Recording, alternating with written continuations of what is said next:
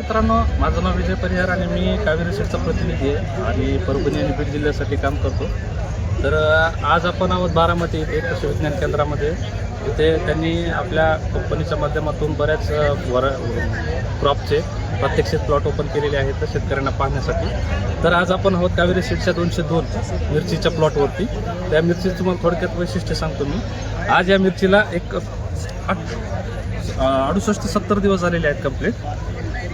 तुम्ही जरी बघितलं 68-70 दिवस कंप्लीट असूनही अजून कुठेही व्हायरस आलेला नाहीये, व्हायरसला बळी पडलेलं नाहीये हे वाढ. आणि मिरची जर बघितली तर मिरची एकदम 17 ते 18 सेंटीमीटर लांब आहे मिरची.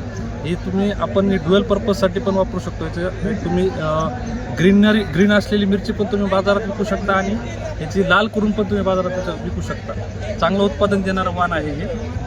त्याचबरोबर आपण जर सेटिंग जर बघितली, फळधारणा जर बघितली तर फळधारणा इतकी उत्कृष्ट आहे या वाणाला.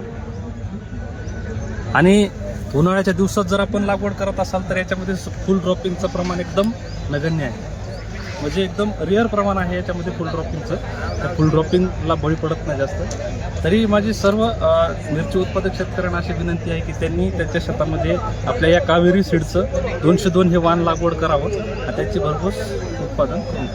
धन्यवाद.